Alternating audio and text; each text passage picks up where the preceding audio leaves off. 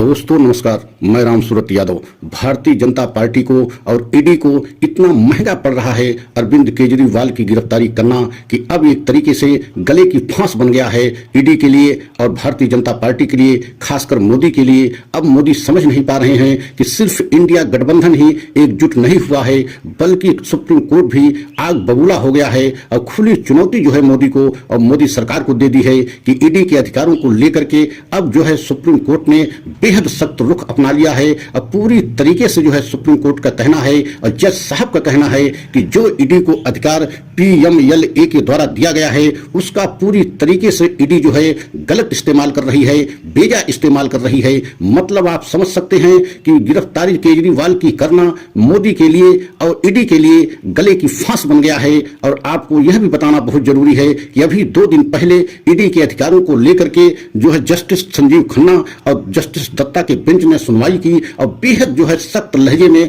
मोदी सरकार को चेतावनी देते हुए, अल्टीमेटम देते हुए स्पष्ट कह दिया कि ईडी ने जो है अपने अधिकारों को गलत इस्तेमाल कर रही है। और आपने खासकर मोदी सरकार के लिए कहा है कि आपको देखना चाहिए कि इस तरीके से विपक्ष के जिस तरीके से बड़े बड़े नेताओं को ईडी ने अपने अधिकारों को गलत जो है इस्तेमाल करके गिरफ्तार किया है, उससे पूरे देश में गलत संदेश जा रहा है। और संदेश ही नहीं, पूरे देश की जनता को अब ईडी के पारदर्शिता पर, स्वतंत्रता पर एक सवाल खड़ा कर रहा है। और यही कारण है कि अब प्रधानमंत्री मोदी के लिए और खासकर बीजेपी सरकार के लिए और ईडी के लिए बहुत बड़ी मुश्किल खड़ी हो गई है, क्योंकि जस्टिस संजीव खन्ना जो है सुनवाई शुरू कर दिया है और अब उन्होंने स्पष्ट कह दिया है कि पीएमएलए के द्वारा जो ईडी को अधिकार दिया गया है अब उसकी समीक्षा करना, उसको जो है पूरी तरीके से जो है जांच परख करना बहुत ही जरूरी है। क्योंकि आपको यह भी बता दें कि जिस दिन जो है अरविंद केजरीवाल की गिरफ्तारी हुई थी उसी दिन एसबीआई ने पूरा डाटा चुनाव आयोग को दिया था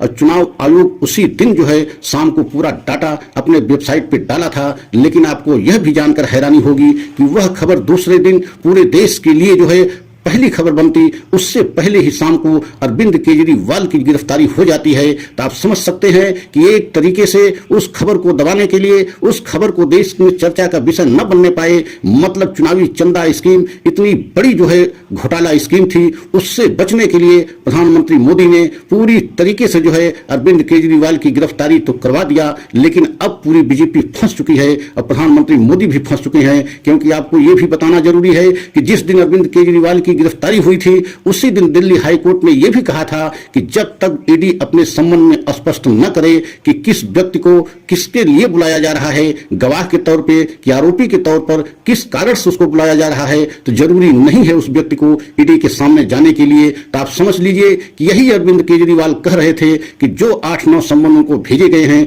उसमें स्पष्ट नहीं किया गया है कि अरविंद केजरीवाल को बतौर आरोपी बुलाया जा रहा है कि बतौर गवाह बुलाया जा रहा है। यही कारण है कि अब जो है पूरी तरीके से बीजेपी फंस चुकी है। और बार बार फटकार लगाने के बाद आपने देखा भी है सुप्रीम कोर्ट इतना सख्त रुख न अपनाता तो पूरी तरीके से चुनावी चंदा स्कीम का जो फ्रॉड घोटाला था वह भी पूरे देश के सामने न आ पाता। लेकिन आपने देखा है डीवाई चंद्रचूड़ बेहद सख्त रुख अपनाया और एक तरीके से एसबीआई को अल्टीमेटम देते हुए 24 घंटे का समय दिया कि 24 घंटे में अगर आप पूरा डाटा जो है चुनाव आयोग को नहीं देते तो आपके खिलाफ एक तरीके से मुकदमा चलेगा, कंटेम्प्ट का मुकदमा चलेगा। तब जाकर के एसबीआई ने पूरा डाटा दिया और वह डाटा जब चुनाव आयोग अपने वेबसाइट पे डाला और उससे पहले ही अरविंद केजरीवाल की गिरफ्तारी कर ली गई। मतलब कि वह खबर जो है पूरे देश में सुर्खियों में न बनने पाए। लेकिन अब जिस तरीके से सुप्रीम कोर्ट सख्त हो गया है और खासकर पूरी तरीके से जो है ईडी के अधिकारों को लेकर के पीएमएलए के तहत जो मोदी सरकार ने ईडी को इतना बेतहाशा अधिकार दे दिया कि किसी को किसी भी समय कहीं से बिना जो है सम्मन नोटिस दिए भी उठा सकती है और उसको जेल भेज सकती है और सालों साल उसमें जो है व्यक्ति अंदर जेल में सड़ता रहता है। तो अब जो है इसके अधिकार को लेकर के, ईडी के अधिकारों को लेकर के जस्टिस संजीव खन्ना और जस्टिस दत्ता की बेंच ने सुनवाई शुरू कर दी है और पूरी तरीके से एक अल्टीमेटम देते हुए बीजेपी सरकार को और ईडी के कि आपके अधिकारों का एक तरीके से गलत इस्तेमाल किया जा रहा है और आप जिस तरीके से इस संदेश दे रहे हैं पूरे देश की जनता को,